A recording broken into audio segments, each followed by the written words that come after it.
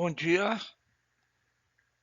e boa tarde a vocês que estão chegando agora no Instituto Federal do Piauí, no primeiro ano, saíram do ensino fundamental e agora estão no chamado ensino médio para dar encaminhamento à formação de vocês enquanto seres que estão situados no mundo, que se percebem no mundo, que ainda estão em fase de formação, de construção da personalidade de vocês. O caráter já foi moldado desde o nascimento pela família, pela religião, pela comunidade. Eu sou o professor Francisco Carvalho, sou professor de filosofia, trabalho há 26 anos no Instituto Federal do Piauí, em vias de deixar para os próximos docentes esta missão, a qual eu levei a sério e levo a sério e tenho um compromisso muito grande com vocês.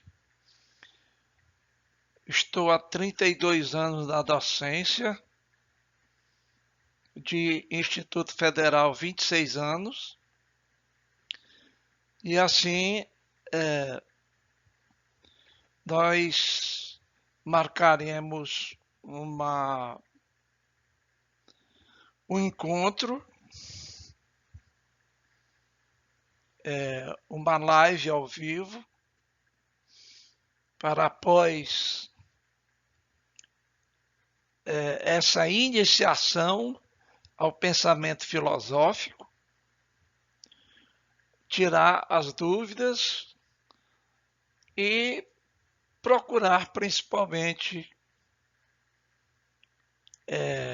aprimorar a nossa capacidade de pensar, de refletir de forma autônoma sobre a realidade que nos circunda, uma realidade que vocês vivem diferente da que eu vivi no século passado. Vocês fazem parte de uma geração que já nasce com tablet, com um smartphone na mão e que convivem com as novas tecnologias, as infovias, a internet, as redes sociais, e isso é bom por um lado, e por outro lado, desculpem, é um trabalho, ou como é que eu vou dizer, é uma situação nova, inusitada, onde as notícias circulam como verdades ou como fake news. Hoje, nossa vida está pautada e grande parte das nossas relações são relações virtuais. Eu fico imaginando os três grandes filósofos da antiguidade clássica, da filosofia grega, Platão, Aristóteles e Sócrates. Se de repente eles fizessem uma viagem no tempo e surgissem hoje no século XXI, numa sala de aula, como fariam para resolver este grande problema e esta grande evolução que foram as redes sociais possibilitadas pela internet.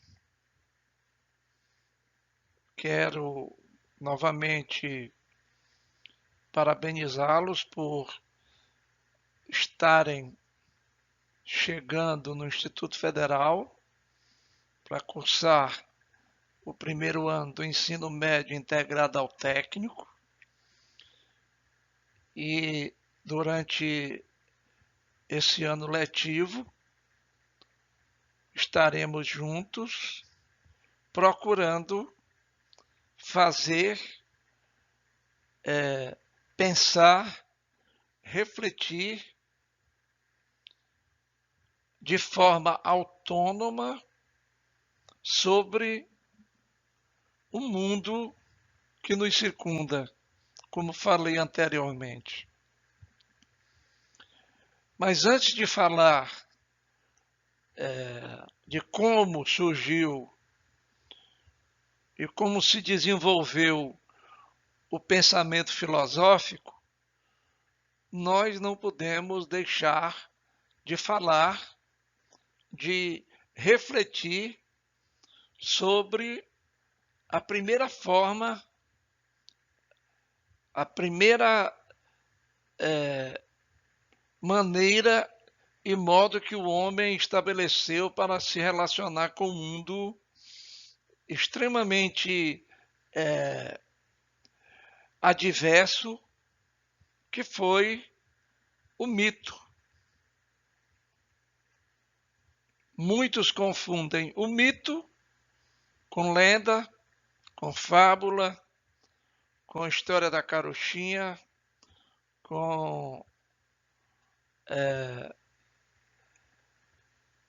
e com outras formas de pensar o mundo, o que é um erro, porque o mito é uma narrativa verdadeira do tempo da construção de nós enquanto seres humanos, desde o processo evolutivo até os nossos dias, desde os nossos primeiros ancestrais, passando pelo homem, o Homo sapiens, antes o Homo habilis, o Homo erectus. Lá na história vocês já devem ter lidado com esses conteúdos. Então, começamos afirmando que o mito é uma narrativa dos tempos fabulosos e heróicos, e aqui eu cito o mito grego mais famoso, ou os dois mitos gregos mais famosos, que inclusive se tornaram tramas fílmicas, que são a Ilíada e a Odisseia. A Ilíada trata da guerra entre gregos e troianos, e a Odisseia narra as peripécias de Ulisses, o Odisseu, com os argonautas em suas aventuras e a tentativa de retorno à ilha de Ítaca. onde Penélope, amada de Ulisses, o Odisseu, o esperava. Eu esperava seu retorno. Assim, o mito é uma verdade, porque nós temos três características fundamentais do mito, que são a cosmogonia, que narra o nascimento dos astros, e para quem estuda física, astrofísica, vai ver lá no conteúdo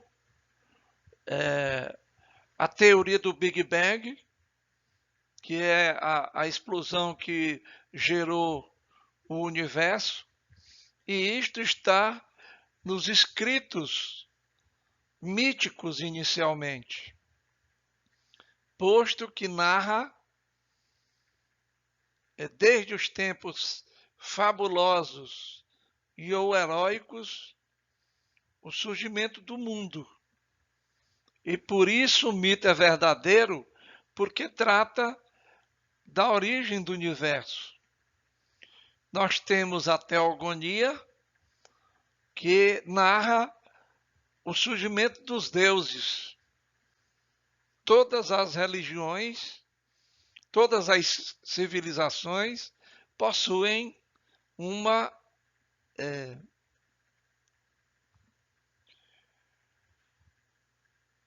religiosidade. Tem uma teoria sobre a criação do mundo, a partir da intervenção ou não de uma entidade onipotente, onipresente, onisciente, criadora de todas as coisas. Cito aqui o mito mais conhecido, já que nós somos herdeiros da civilização judaico-cristã. No Antigo Testamento, no livro do Gênesis, o mito de Adão e Eva, o surgimento dos humanos a partir de Deus, Javé ou Yahweh em hebraico. E tantos outros mitos de tantas outras culturas que habitam a Terra desde tempos imemoriais.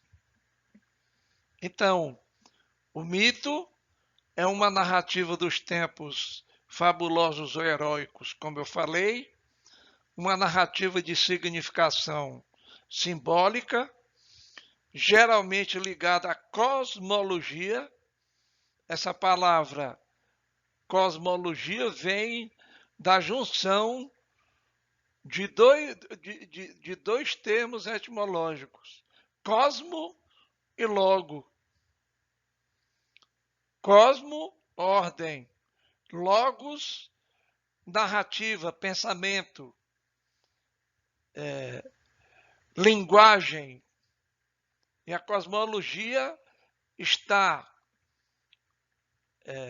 e é relativa a pensar o mundo, refletir sobre o mundo através de uma visão de todas as coisas, de nossa vida, de nossos afetos, de nossas relações com nossos pais, as relações com as pessoas e com a comunidade, com a sociedade, e hoje numa sociedade globalizada com o planeta todo, já que tudo está interconectado por conta da internet. Retornando, então, é relativo e ligado à cosmologia, relativo aos deuses encarnadores das forças da natureza e ou dos aspectos da condição humana. procurando responder duas perguntas fundamentais, ou três: de onde viemos, para onde vamos, qual o sentido de nossa existência e, afinal, quem somos? É assim, pois, o mito. Para ilustrar o mito, eu coloquei como referencial o mito de Sísifo. Sísifo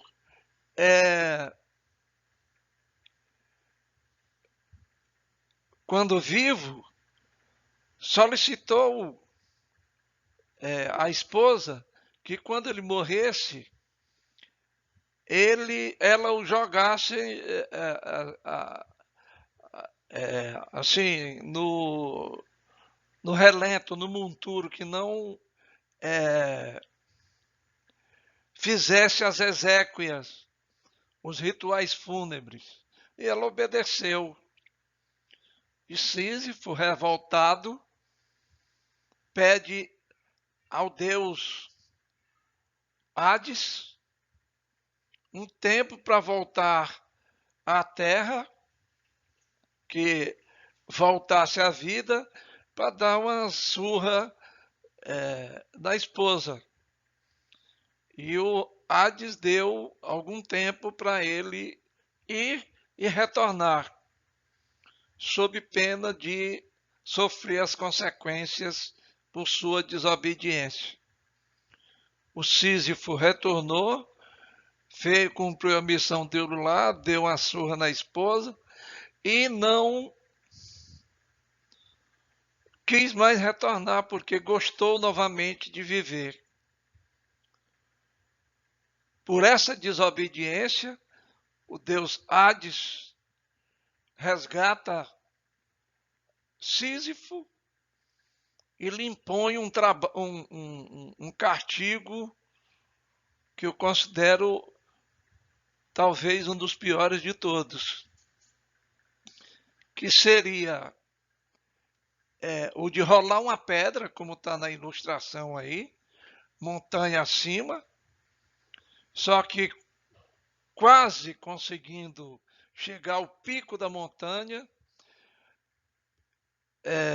Sísifo, extenuado, deixa a pedra rolar montanha abaixo e tem que descer e subir, tentando colocar a pedra no pico da montanha.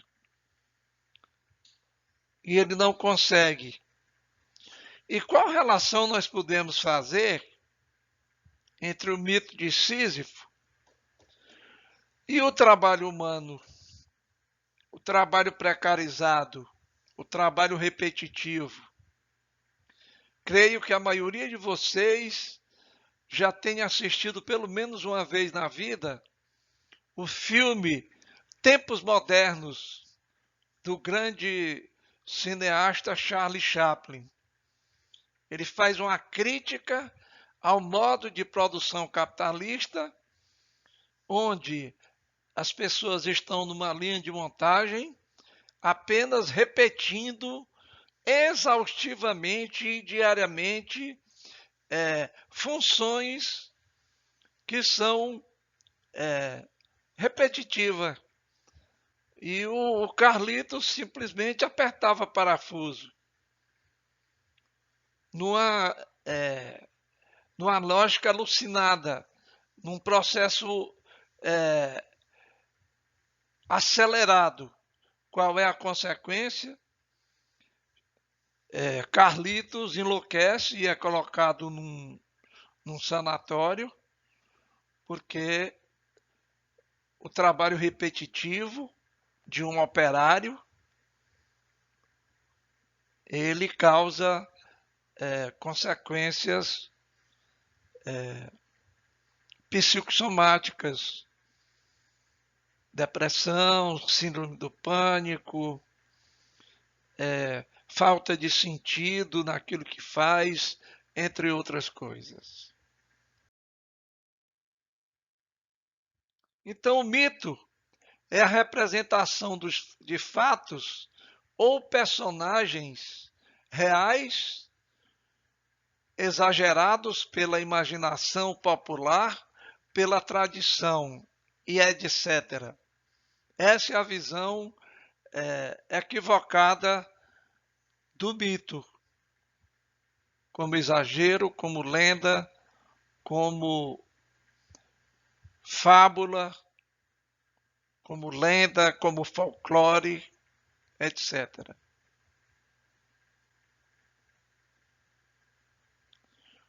O mito visto como pessoa ou fato, assim representado ou concebido. Hoje nós temos as histórias em quadrinhos, nós temos uma indústria cinematográfica, a Marvel, com os seus super-heróis, que creio que uma parte de vocês já deve ter assistido.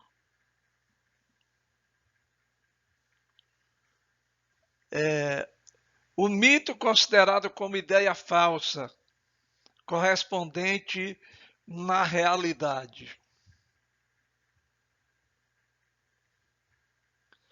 Como coisa inacreditável, irreal, utópica. Aqui outro exemplo é o mito de Pandora.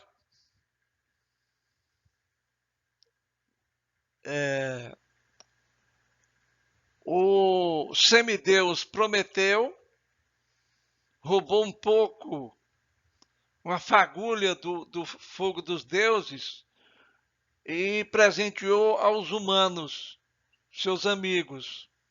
E os humanos, do estágio de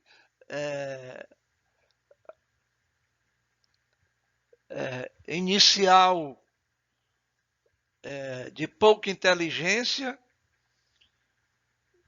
vão lenta e gradualmente despertando e construindo aquilo que nós chamamos de um processo civilizatório. Zeus, para se vingar de Prometeu, amarra-o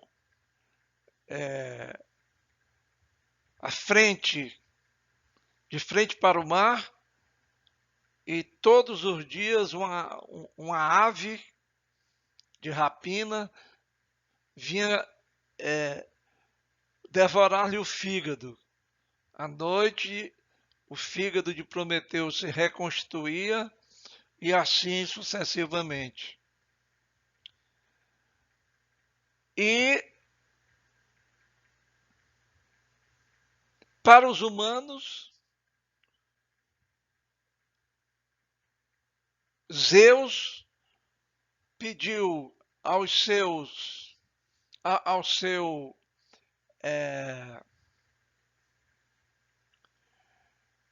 Deus do fogo e do ferro, Hefesto, que moldasse uma mulher maravilhosa, Pandora, e que lhe entregasse um vaso fechado com todas as maravilhas supostamente protegidas por esse vaso. E Zeus pede que ela entregue o vaso aos humanos, mas que não abra esse vaso. Levada pela curiosidade, Pandora abriu a caixa e da caixa saíram e se espalhou pelo planeta todo todas as desgraças, todas as maldições, todas as pragas, a vida e a morte, todo o sofrimento humano. Pandora tenta fechar a caixa, a ânfora divina, mas a única coisa que ela conseguiu guardar, salvar, foi a esperança. Por isso nós temos esse ditado popular, que é que a esperança é a última que morre. Outro exemplo de mito para vocês. Outro mito que é muito comum hoje, não sei se vocês já ouviram falar, que é o mito de Narciso. Narciso, reza a lenda, reza o mito, Narciso era um belo jovem que nasceu com um destino, porque Zeus teve Narciso com uma mortal, e a deusa Hera rogou-lhe uma praga, um castigo, que um dia Narciso iria se apaixonar pela própria imagem. E a mãe e a família de Narciso sempre o afastava dos espelhos. Só que um dia Narciso foi até o lago, e ao se debruçar no lago ele viu a própria imagem dele refletida. E ele se apaixona por ele mesmo. Toda vez que ele tenta pegar, tocar na imagem a qual ele se apaixonou, a imagem desaparece. E Sísifo deixou de comer, deixou de se alimentar, perdeu a vontade de viver e terminou caindo dentro do lago morto. E não sei se vocês sabem que existe uma planta nos lagos, e essa planta se chama narciso. Imaginem vocês em qual sociedade nós estamos inseridos. Eu sempre pergunto para as pessoas próximas, para as pessoas jovens, se Narciso acha feio aquilo que não é espelho, porque nós vivemos numa sociedade que eu chamo de a tirania da beleza, a perfectibilidade da beleza estética do corpo. E muitos jovens e muitas jovens morrem muitas vezes de anorexia porque não aceitam seus corpos, porque se acham feios. O que são essas redes sociais, Instagram, Snapchat, Reels, YouTube e tantas outras que me fogem à memória aqui, senão a juventude, as pessoas em geral, dando conta da sua vida diariamente, se mostrando e desejando sempre serem belas eternamente. Por exemplo, uma das indústrias mais efetivas no mundo, e o Brasil é o segundo colocado, são as cirurgias estéticas, as cirurgias plásticas, as cirurgias para recomposição ou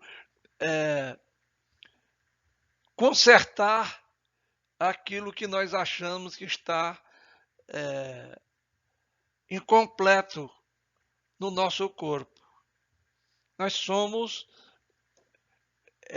herdeiros de uma sociedade individualista, narcísica, hedonista, onde o ter se supera, que supera o ser, as pessoas valem o que têm, o modo como se manifestam como pessoas belas, como pessoas que adquirem bens materiais, e sempre com a ideia de que tudo aquilo que é seu é melhor do que o do outro. Eu paro aqui no mito de Narciso e deixo como pergunta e reflexão e como uma atividade para discutirmos numa aula, numa live, numa aula síncrona, que é uma aula ao vivo, se vocês concordam que as redes sociais tiranizam nossas vidas. Se as redes sociais não nos impõem, ou a sociedade em que vivemos, a sociedade denominada de capitalista, o valor das coisas estão mais centralizada nos bens materiais do que nas virtudes humanas. Os valores éticos, os valores morais.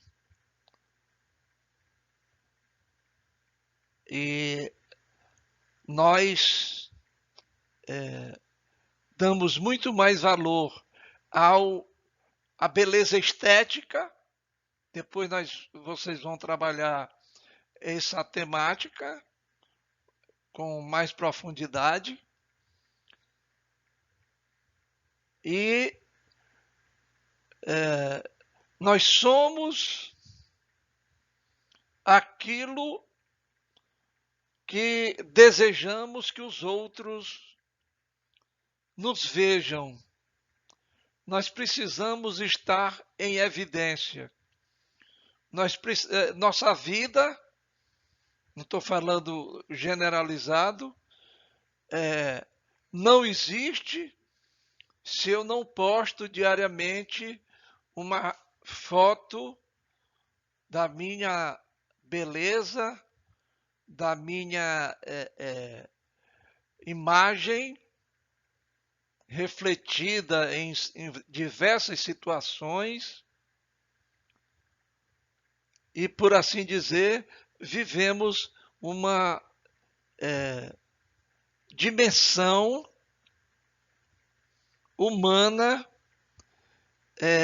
supérflua, pautada no simulacro, no desperdício, no valor